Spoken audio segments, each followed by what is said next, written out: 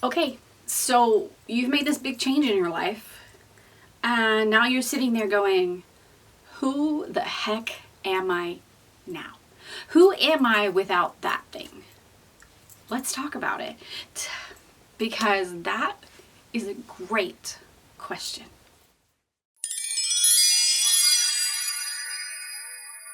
Hey there, and welcome back to Mental Wealth. I'm Erica.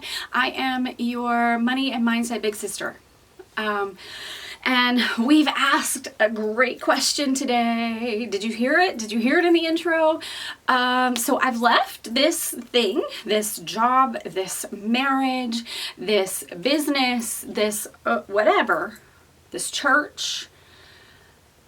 Who am I now without that thing defining me?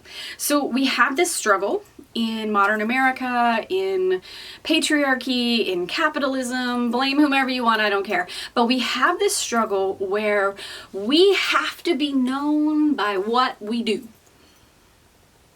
We are known as wife, mother, sister, caregiver, business owner. Like our title is more important than our actual name. And I don't like that.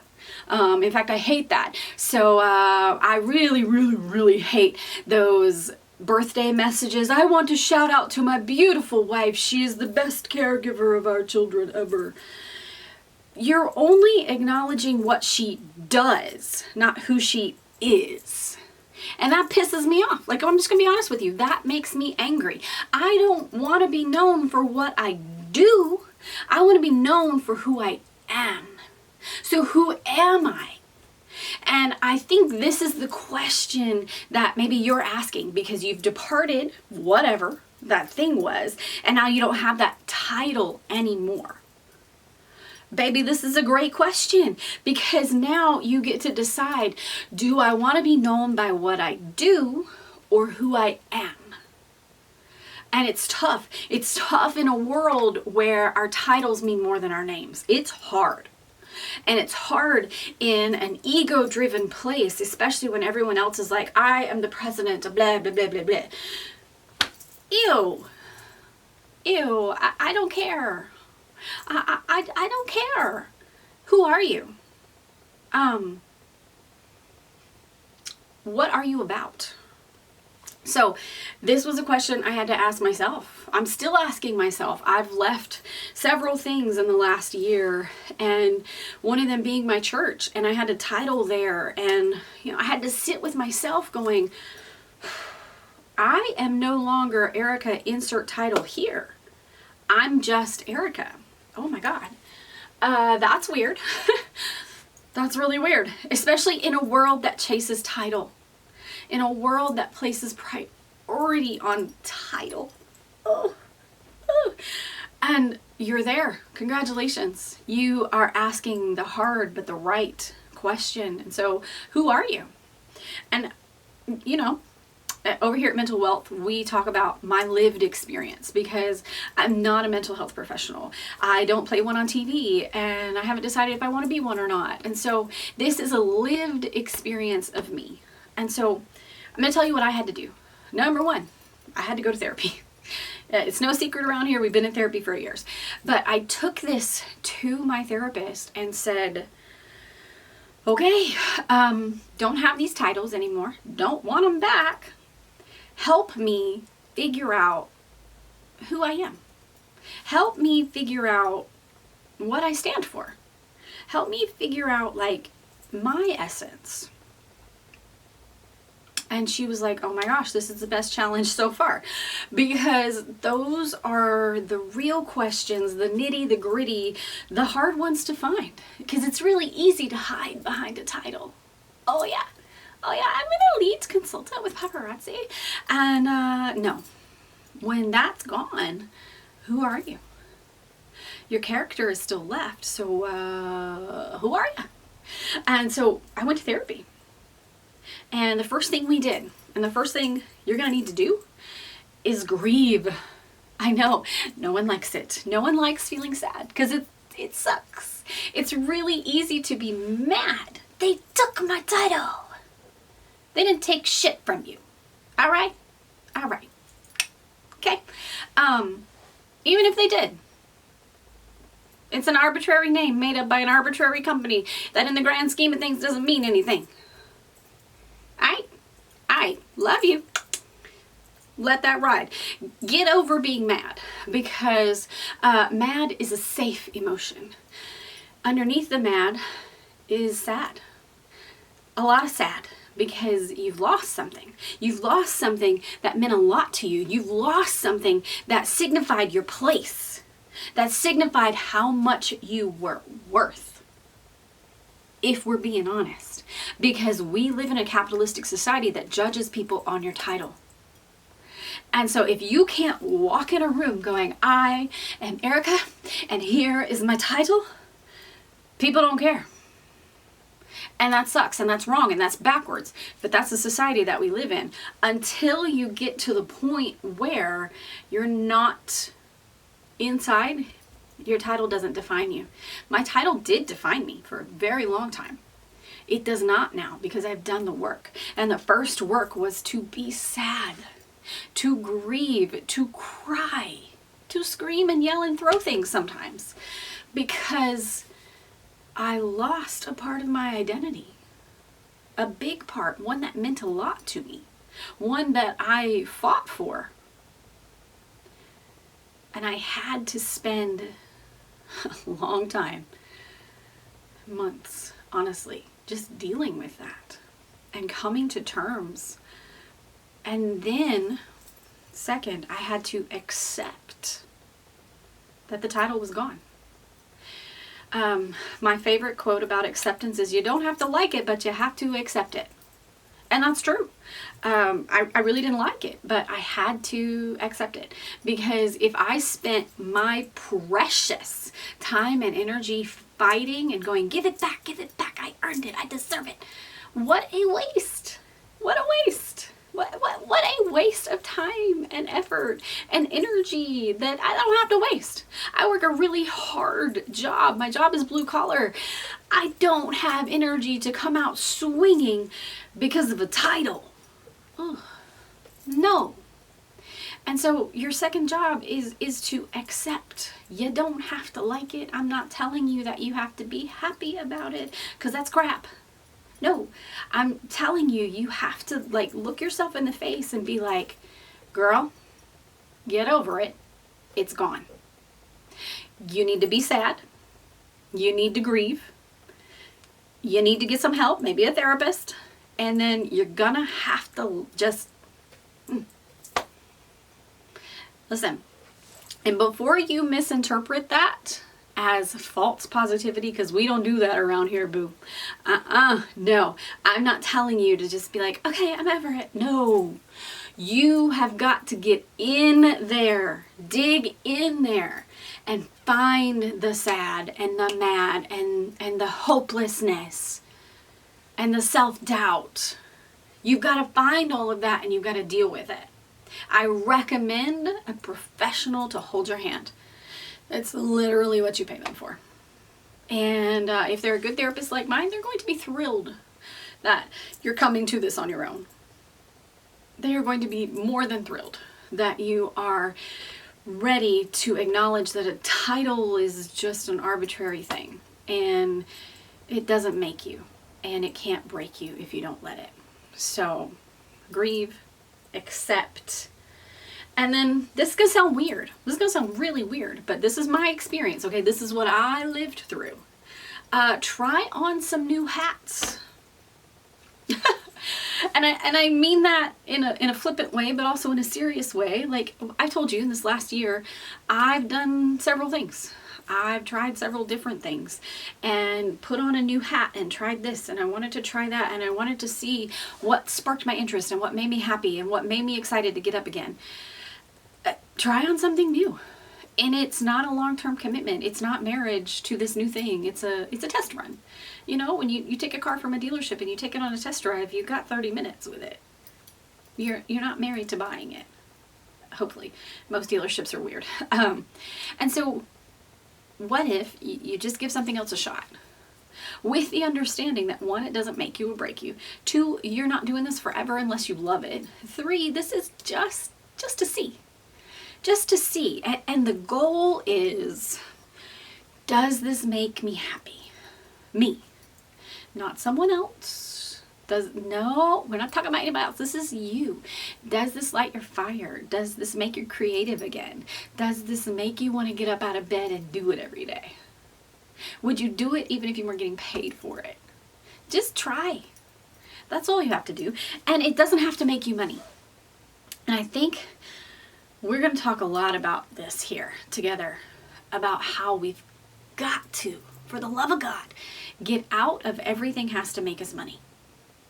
And I'm doing that now. I'm making a video for free because I don't get paid for this. But I'm doing it because it lights me up, because it fits my purpose, because I will do this for free, because it matters to me. And I don't have a title. I don't need a title to do this. And so I want to encourage you for point number 3 here to try on a new hat, or 6 or 8. I don't care. Try something new. Man, I tried so many things. Quilt making. I don't make them for other people. I make them for myself. And then I did embroidery. And then I was doing vendor events. And I said, oh my God, no to that. And then I was doing banner painting. Oh my God, that was terrible. And then I was like, oh, I could like bake at home on top of baking at work. Oh God, no. Heck no. See what I'm saying? Like, try these different things. You don't know what's going to stick. And you don't know until you try what might actually be fun. This right here, this is fun for me. I'm talking to myself in my own office. This is fun for me. You just don't know. But if you keep holding on to, I have to have a title to matter, you're never gonna matter. I love you, but a title doesn't matter. In the grand scheme of this world, with all the things that we have going wrong right now, with all the crashing and burning that things are going on, we're not getting politics on here, but okay? That title doesn't matter in the real world. But what matters is what gets you excited, what fills your cup, what makes you get up, what makes you get dressed and start your day. I know, that sounds weird, but trust me. Just trust me. Number 4. I'm going to read you what I wrote. Allow space for mistakes. I feel like I need you to put that in the comments, okay? My fellow perfectionists, all right? If it's not perfect, I'm not going to do it. And if I screw up, I'm a screw up. Oh, girl, we're working on this. I told you I had some wounds that I'm still working on. That's the biggest one. That if I screw up, I'm a screw up. I'm working on it. I'm actively undoing all of that. Oh, you want to talk about hard? That's hard. So that's why this is on the list. Allow space for mistakes. When you are going through this process of untitling, I don't know, that's a word, you're gonna screw up. You're going to fall back into that, I need a title to feed my ego so that I matter in this world. Okay, you were born and raised in capitalism. It's part of it, okay? That one may not be all your fault. So give yourself space and grace to screw up. And tell the very loud perfectionist who lives up here to knock it off. And I say that flippantly because that is so hard to do. That is so hard to do. Because like even as I'm recording this, I'm like, oh my God, I shouldn't say that. There's like this voice in my head, like, you should say that better. You can say that better. What are you saying? Oh my God, what if they don't like you? What if they don't hear from you? What if they think you're crazy because you're not a mental health professional? This is all the shit happening in my own head as I'm doing this. Okay? Oh man. So, I get it. And I'm here to encourage you. Remember, this is my lived experience that I'm turning around and offering the ladder to the person behind me. Allow space and grace for mistakes. You're going to make mistakes. You make mistakes at your job every day. You make mistakes in your relationships. You make mistakes in your dinner. If you're breathing, you're making a mistake sometimes.